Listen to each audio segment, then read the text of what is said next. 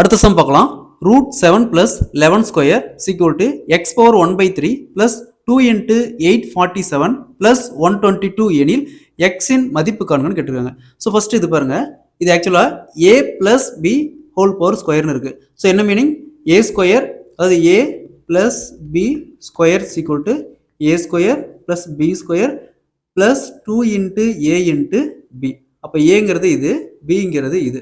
இப்போ ஏல ரூட் ஏல ஸ்கொயர் பண்ணும்போது ரூட்டு போயிடும். அப்போ 7 ப்ளஸ் பிங்கிறது 11 ஸ்கொயர் 121 ப்ளஸ் 2 இன்ட்டு இங்கே என்ன இருக்குது 11 இன்ட்டு √7. அப்போ is equal to 121 plus 7 128 plus 2 into 11 22 இங்கே √7 இருக்குது. ஸோ இது ஒரு part.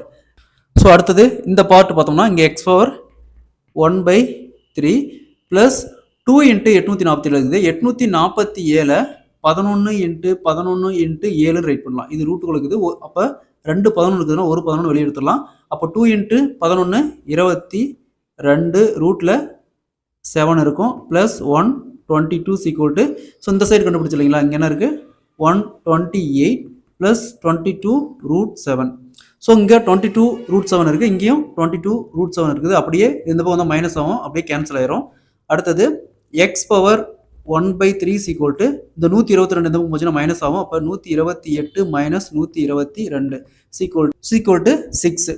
So x power 1/3 equal to 6. So இது என்ன மீனிங்னா cube root of x equal to 6ன்னு மீனிங். ஸோ கியூப் ரூட்னா ரெண்டு பக்கம் கியூப் பண்ணும்போது இந்த ரூட் போயிடும். அப்போ x equal to 6 cube 216. Answer will be 216. C is the correct answer. So அதே மாதிரி இந்த சம் பாருங்க, ரூட் ஆஃப் 27 வகுத்தல் 5 பெருக்கல் எக்ஸ் பிளஸ் 15 ஈக்குவல் டு 5.4 வகுத்தல் 6 பிளஸ் 0.3 எனில் எக்ஸின் மதிப்பு காண்கன்னு கேட்டிருக்காங்க. இந்த சம சால்வ் பண்ணி ஆன்சரை கமெண்ட்ல போடுங்க.